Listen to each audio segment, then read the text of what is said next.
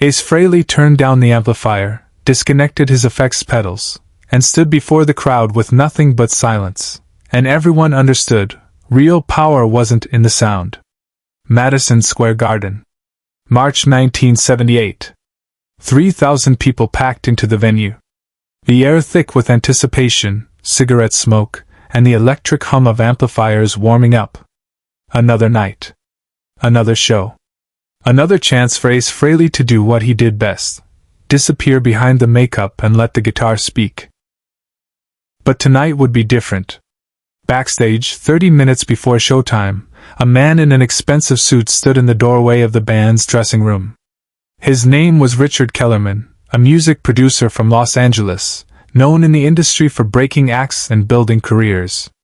He'd come to New York specifically to see this show, to evaluate whether Ace Frehley, the spaceman of Kiss, had what it took to be taken seriously as a musician beyond the makeup and pyrotechnics. Ace sat in the corner, tuning his Les Paul. He didn't look up when Kellerman entered. Didn't acknowledge the presence of someone who could theoretically change his career trajectory with a single phone call. "You're Frehley," Kellerman said. Not a question. A statement. Ace adjusted a tuning peg. "Yeah. I'm here to see if you can actually play." The room went quiet. The other band members looked up. Someone in the crew stopped what they were doing. Ace still didn't look up.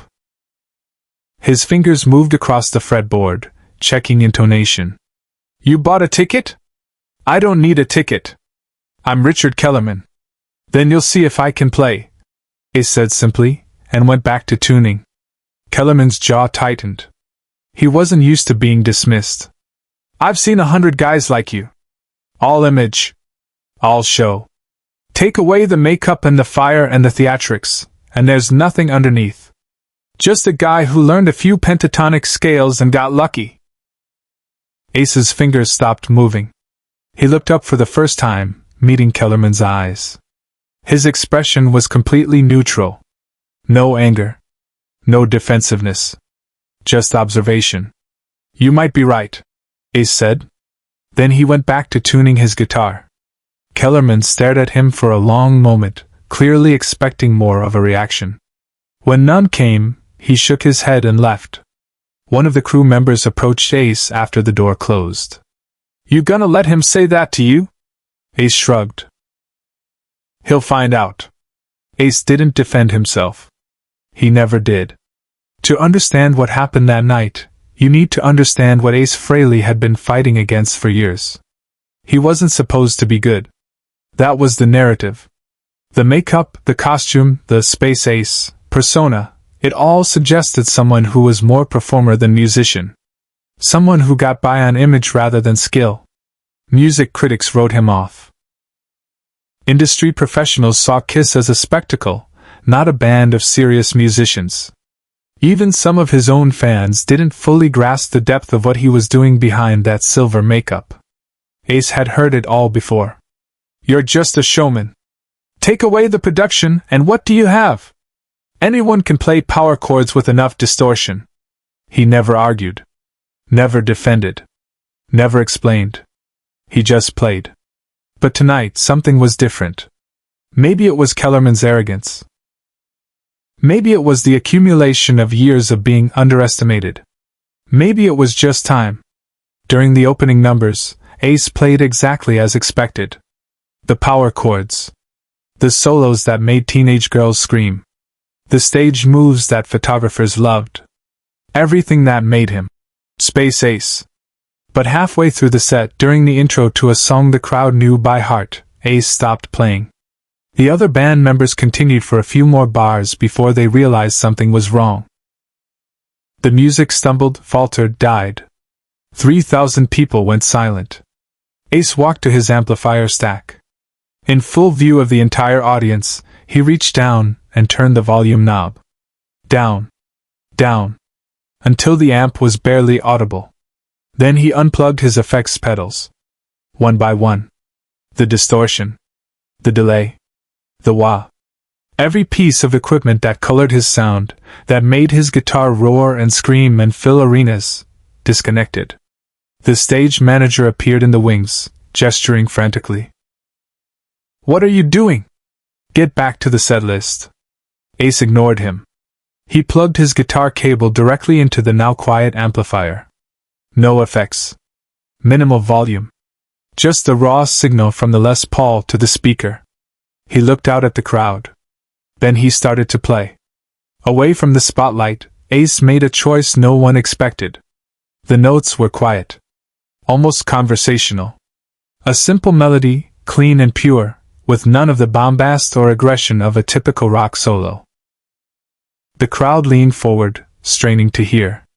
Ace's fingers moved across the fretboard with surgical precision. Every note perfectly placed. Every bend exactly where it needed to be. No distortion to hide behind. No effects to mask any imperfection. Just the instrument and the player and the space between them. It was the most vulnerable thing he'd ever done on stage. In the VIP section, Richard Kellerman had been preparing to leave. He'd seen enough, or so he thought. The makeup, the theatrics, the predictable rock show. But when the music stopped and Ace began his quiet, stripped-down performance, Kellerman froze. This wasn't what he'd expected. The melody Ace was playing wasn't technically complex. It didn't require blazing speed or impossible finger stretches. But it required something harder, perfect control. Perfect tone. Perfect intention behind every single note. And Ace had it. The crowd was utterly silent now. 3,000 people holding their breath, listening to a guitarist play so quietly they could hear the slight scrape of his fingers against the frets, the subtle variation in his vibrato, the way he let certain notes ring while dampening others. This was musicianship. Not performance. Not spectacle. Just the pure craft of making an instrument speak. Ace played for 3 minutes. Maybe 4. Time became strange in that silence, stretched out and compressed simultaneously. When he finished, he let the final note decay naturally, didn't cut it off, just let it fade into the ambient noise of the arena. Then he looked up at the crowd. No one moved. No one applauded. They just stared, trying to process what they'd witnessed.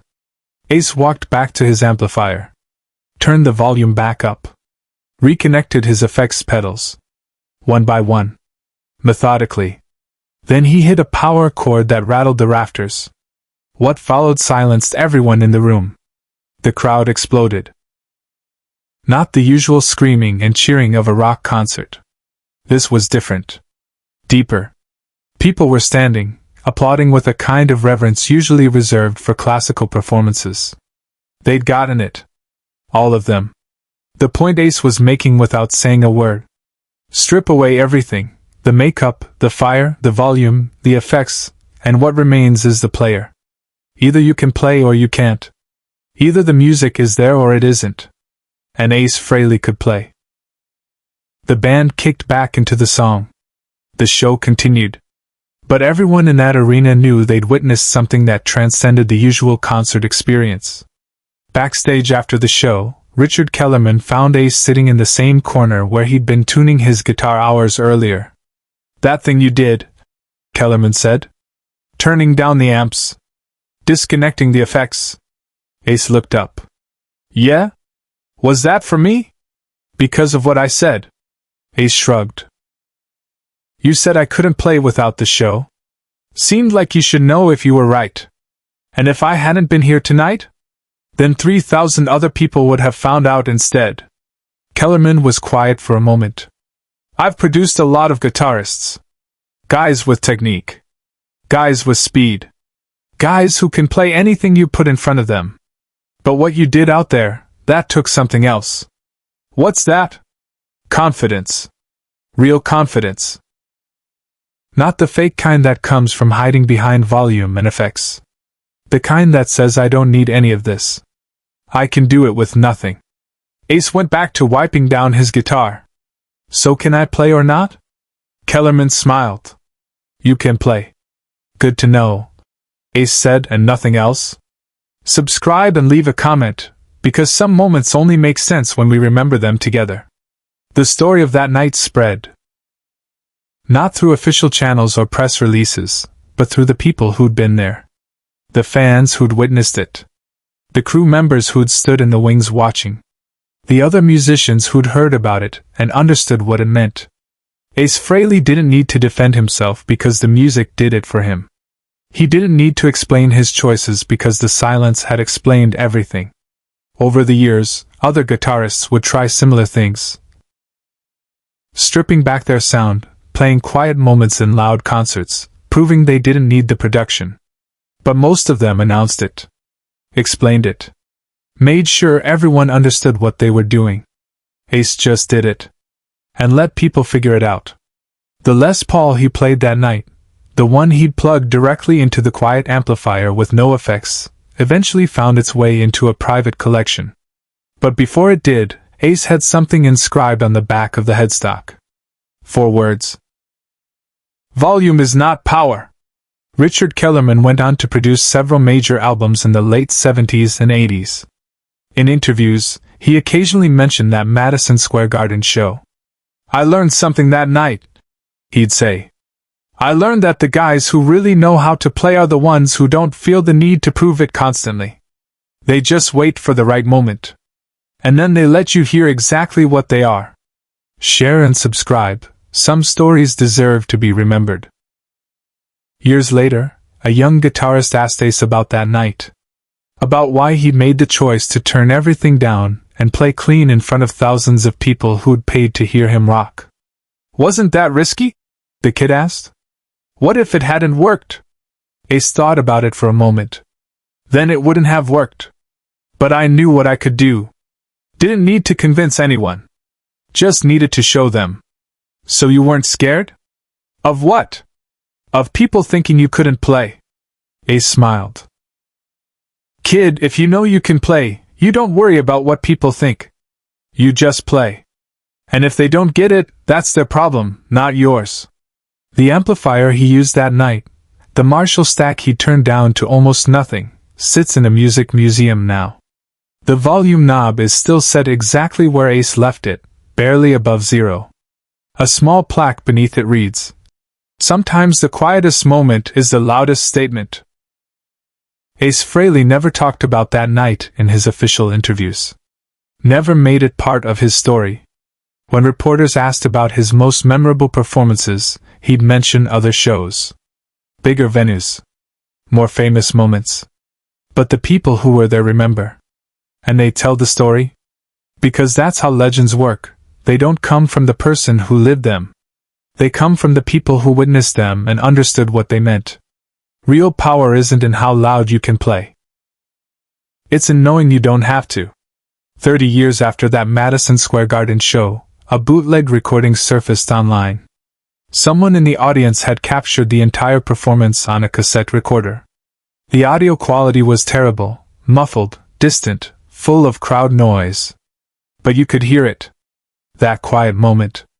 Ace's clean guitar cutting through the silence with perfect clarity. And you could hear something else. The sound of 3,000 people barely breathing, straining to catch every note. The recording went viral among guitar enthusiasts. Not because it showcased technical wizardry or impossible speed, but because it proved something that gets forgotten in an era of endless effects and digital processing. Tone and touch matter more than volume.